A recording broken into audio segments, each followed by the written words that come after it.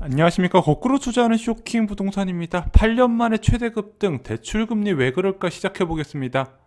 자, 제가 뉴스를 접할 때 관심 있게 보는 소식 두 가지가 있습니다. 첫 번째는요, 바로 전세 가격 흐름입니다. 자, 서울의 부동산 시장의 전세 시장이 불안하다 또는 한 달에 1, 2억씩 올랐다 이런 얘기가 나올 때마다요, 실수요자가 크게 증가하고 가격 상승을 이끌어왔다는 부분이죠. 두 번째는 바로 대출 금리 변화입니다. 예를 들어 역대 가장 낮은 금리가 됐다 아니면 기준금리 대출 금리가 과거에 비해서 더 많이 낮아졌다 이런 얘기가 나오면은요, 실수요자들이 증가하고 투자자 역시 같이 증가합니다. 왜냐, 대출 금리가 낮아졌다는 것은 예금 금리도 동반해서 낮아졌다는 뜻이거든요. 그러면은 예금에 있던 자금들이 빠져서 부동산 시장으로 들어올 확률이 높아지면서 가격 상승을 이끈다는 부분이죠. 자, 그런데 최근에 대출금리가 올라간다는 기사 많이 보셨죠? 주택담보대출금리가 12월 달에 1년 반 만에 최고치로 올라갔답니다. 그래서 영끌에서 주택을 매수했던 영끌족들이 불안해지고 있대요. 신용대출금리는요, 무려 8년 3개월 만에 최고치로 올랐다고 합니다. 자, 그와 더불어서 은행채가 이달 들어서 13조 원이 돌파를 했답니다. 이것으로 대출금리가 더 오르냐 이런 전망이 나오고 있어요. 자, 이런 언론 보도 29일 날 쏟아졌습니다. 왜 그런가 봤더니 한국은행에서 12월 중 금융기관 가중평균 금리를 공개를 한 거예요. 이 가중평균 금리가 무엇이다? 금융기관에서 취급하는 금융상품의 금리를 금액의 비중 또는 사용 빈도에 따라서 가중치를 두어 평균한 금리, 그래서 시중의 대출 금리를 파악하는 대표적인 지표입니다. 뭐 이거 어렵지 않아요. 그냥 전체적으로 빌려준 금액의 평균 금리를 계산한 건데, 아무래도 많은 금액, 높은 금액에 낮은 금리를 빌려줬다 그러면은 그 낮은 금리가 다른 이제 높은 금리에 조금 빌려준 것보다 많이 반영된다 이렇게 보시면 될 것 같습니다.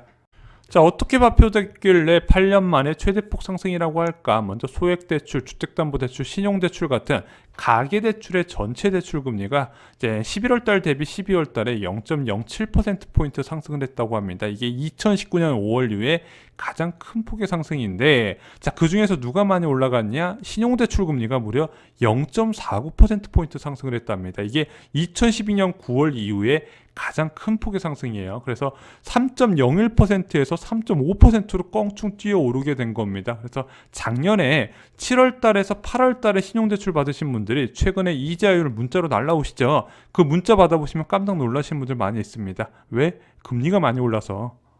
자, 먼저 금리가 상승한 이유로 두 가지가 언급됐습니다. 첫 번째, 은행채 금리가 상승을 했다는 겁니다. 3개월물, 1개월물, 5년물까지 다 올랐어요. 두 번째는요, 금융당국의 신용대출 규제로 대출 총량 규제가 적용되면서 한도도 축소되고 금리도 올라갔다는 부분이죠. 그럼 먼저 이 은행채 금리가 상승한 것부터 살펴보겠습니다. 자, 은행채 금리가 상승하는 것은 무슨 의미일까? 그것을 먼저 알기 위해서는요, 은행의 자금 조달 방식의 양대 축에 대해서 아실 필요가 있습니다. 자, 예수권과 시장성 수신으로 나눠져요. 예수권은 여러분들이 다 아시다시피 고객들이 저축한 자금입니다. 자, 그렇게 받은 자금에다가 이제 대출을 해주는 부분이죠. 그래서 고객한테 지급하는 이자 그리고 대출 금리 사이를 예대 마진이라고 많이 들어보셨을 겁니다. 그런데 고객들이 이것을 이자를 받기 위해서 예금을 넣는 경우도 많지만요, 1금융권 같은 경우는 그냥 보관 목적으로 넣어놓는 자금도 많이 있거든요. 그런 자금을 대출해 주니까 이자가 더욱더 이제 이자를 받으니까 은행 입장에서 더욱더 금리 인상을 원할 수밖에 없는 부분입니다. 그래서 은행주가 많이 올라가기 위해서는 금리 인상이 해야 된다 많이 들어보셨을 겁니다. 자, 근데 이 예수권 말고 시장성 수신은 무엇이냐면은 은행이 채권을 발행해서 얻은 자금인 겁니다. 그래서 은행채라고 많이 들어보셨죠? 1년물부터 5년물이 있습니다. 근데 이 5년물이 대출 금리의 기준이 돼요. 그래서 이 5년물을 많이 발행을 하면서 대출을 장기적으로 해주다 보니까, 자, 주택담보대출이 5년 고정금리 이후에 변동금리로 바뀌는 이유도 여기에 있고요, 5년 만기 대출 상품이 많은 이유도 바로 이 부분에 포커스를 맞추시면 될 것 같습니다.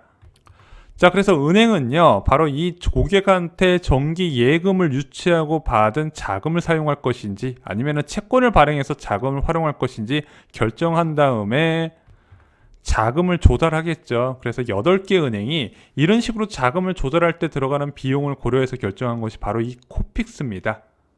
자, 그럼 금융채 금리가 얼마나 올랐을까 한번 살펴보겠습니다. 작년 8월에는요, 1.3%였거든요. 근데 올해 1월 29일 기준으로 1.52%까지 올라가게 됩니다. 대한민국 기준금리가 계속해서 동결된 상황에서 채권금리가 올라갔다는 부분이죠. 이만큼 자금 조달 비용이 올라갔다 보시면 될 것 같습니다. 자, 금융채 금리가 올라간 이유는 무엇일까요? 최근에 은행권의 자금 상황과도 밀접하게 연관이 되어 있습니다.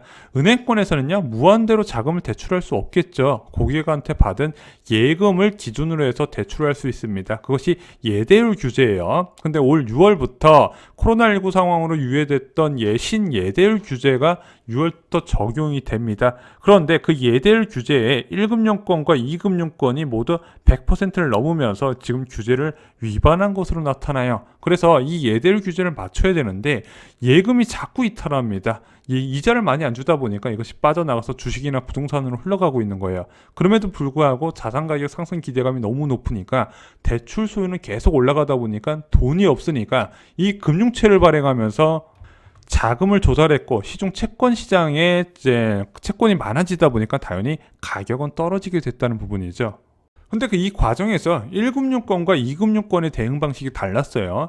2금융권 같은 경우는요, 특판 예금을 통해서 예대율 규제를 맞추려고 했습니다. 그래서 작년 12월 같은 경우는요, 이제 2금융권에서 아마 1년 정기 예금 1.9%까지 나왔을 거예요. 지금 이거보다 조금 떨어졌는데, 왜냐면 대출 수요가 그 12월 작년만큼 많지는 않다고 합니다. 그러면서 지금 대출 수요가 좀 줄어들면서 예대율 규제를 어느 정도 맞춰가는 모습, 그에 따라서 특판 예금 금리도 좀 떨어졌다고 해요. 근데 1금융권은 이런 식으로 예금을 받은 게 아니라 자기네들 신용도를 이용해서 발행한 금융채로 자금 조달을 했는데 그 자금 조달이 한꺼번에 몰리다 보니까 은행채가 시중에 너무 많이 올라갔고 그에 따라서 은행채의 이자율, 금리가 높아졌다는 뜻입니다. 어찌됐든 1금융권, 2금융권 모두 다 이제 마음대로 돈을 빌려주는 건 쉽지 않을 거라는 부분입니다. 자, 그리고 신용대출 같은 경우는요, 자금 조달 상황과 별도로 추가적인 변수가 있었습니다. 뭐냐면은, 자, 여러분들 신용대출 금리 한번 잘 보실래요? 작년 8월에 2.89%, 2.86%로 최저점을 찍고요, 9월 달에도 2.89%를 찍습니다. 주택담보대출은요, 기준금리를 인하하기 전이었던 2월 달에 2.52%였는데 기준금리를 이제 0.75%포인트 낮췄음에도 불구하고 2.39%로 0.13%포인트밖에 안 낮아집니다. 그런데 2020년 2월에 3.7%였던 기준금리가 이제 신용대출 금리가요, 2020년 8월에는요, 거의 0.9%포인트 낮아지게 됩니다. 신용대출 금리가 워낙 급격하게 떨어졌죠. 그런데 그러다 보니까 신용대출 금리하고 주택담보대출 금리가 0.5%포인트 수준밖에 안 나게 되는 겁니다. 이건 솔직히 문제가 있는 거예요. 왜냐하면 주택담보대출은 담보를 받고 대출해주는 부분이고 신용대출은 개인의 신용만 믿고 밀려주는 무담보대출이거든요. 이것이 많아지게 되면 분명히 문제가 지속이 될 수 있는 부분이죠. 금융 불균형과 밀접하게 연관이 됐는데, 자, 금융당도원에서 9월 14일 날 개입을 하게 됩니다. 신용대출 관리 계획을 각 은행한테 제출을 요구해요. 그러면서 노골적으로 요구를 합니다. 전문직과 고소득자의 신용대출 한도를 축소를 해라. 그리고 금리도 인상하라고 요구를 하게 됩니다. 왜냐면은 이렇게 급격하게 낮아졌던 신용대출 금리가요, 단순하게 자금 조달 비용 하락에만 있는 게 아니라 은행들의 과도한 신용대출 경쟁이 문제라고 봤던 겁니다. 왜냐면은 이제 지방권 은행이나 외국계 은행 그리고 인터넷 은행들의 신용대출 이제 확대에 나서니까 일반 시중은행까지 이 대출 경쟁에 합류하다 보니까 대출 금리는 낮아지고 한도는 늘어났던 부분입니다. 그래서 8년 만에 최대치로 상승한 신용대출 이제 금리 원인에는요, 자금 조달 비용 상승뿐만 아니라 금융당국의 금리 인상 요구도 반영이 된 것 같습니다. 비정상이 정상으로 돌아가는 과정이다, 이렇게 보시면 될 것 같아요. 자, 이렇게 올라가는 대출 금리가 부동산에 영향을 줄까요? 자, 대출금리 올라가면 중요한 요소라며 그런데 이게 당장은 크게 영향을 주긴 어려운 요소입니다. 그동안에 대출금리가 낮아질 때는요, 예금금리가 같이 낮아졌는데 지금 대출금리 올라갔는데 이제 예금금리는 그대로인 거예요. 지난달과 큰 변동상은 나타나지 않습니다. 0.9% 수준밖에 안 돼요. 예금금리가 그대로라는 게 부동산 시장에 영향을 줄 수가 없다는 부분입니다. 야, 대출금리는 올라가는데 왜 예금금리는 그대로냐? 자, 이제 좀 아시겠죠? 예금금리 인상보다 은행들이 은행채 발행을 더 선호한다는 부분입니다. 왜? 은행채를 통해서 자금을 조달하는 것이 장기적으로 더 저렴하게 자금을 조달할 수 있는 방법이기 때문에 그런 거죠. 야, 그러면 이런 식으로 대출금리만 계속 올라가고 예금금리는 바닥을 기냐? 그러지는 않을 것 같습니다. 자, 은행채 발행이 계속 늘어나게 되면 결국엔 금리가 빠르게 올라갈 것이고 어느 시점에서는 예금금리를 올려야 되는 상황이 올 것이다 이렇게 보는 부분인데 지금 당장은 아니라는 거죠. 자, 왜 예금금리가 올라가야 될까요? 이게 지금 전세 가격과 투자 수요 유입에 밀접한 영향을 주기 때문에 그렇습니다. 기본적으로 전세금 이제 정기 예금 금리가 올라가야 임대인의 전세 선호도가 증가하게 됩니다. 지금은 예금 금리가 너무 낮으니까 전세 내놓을 생각을 안 하는 거예요. 그냥 반전세나 월세를 받는다는 생각을 하는 거죠. 그런데 예금 금리가 꾸준하게 올라가서 임대인의 만족할 수준까지 올라가게 되면은 월세는 감소하게 될 것이고 전세는 증가하면서 전세 가격이 물량이 많아지며 하락하는 구조가 나타납니다. 또한 이 정기예금 금리가 올라가야 다주택자의 주택 처분도 늘어나게 됩니다. 자, 다주택자들이 지금 왜 주택을 안 팔까요? 중장기적으로 주택가격 상승 기대감도 있지만요. 이 주택을 처분했을 때 내가 활용할 방안이 없는 거예요. 은행에 넣어놓기가 무섭다는 부분이죠. 그냥 그럴 바에는 주택으로 갖고 있자 이런 사람들이 꽤 많이 있습니다. 그럼 예금금리가 올라가야 다주택자의 주택 처분이 늘어나면서 시중에 매물이 늘어나고 주택가격이 안정세를 띨 수 있다는 부분이죠. 자, 그렇다고 무한적으로 주택 가격이 오르기는 힘들 겁니다. 자, 아까도 말씀드렸다시피 은행들이 이미 싸게 빌릴 수 있는 자금은 거의 다 활용을 했어요. 그리고 예대율 규제를 이미 넘는 위험 수준까지 올라갔습니다. 그럼 여기서 대출을 더 해주고 싶으면 결국에는 더 높은 비용의 자금 조달 비용을 지불해야 되는데 그것을 지금 은행채로 사용하고 있지만 은행채도 어느 정도 한계 수준에 직면하면 결국엔 예금 금리가 올라갈 거라는 부분이죠.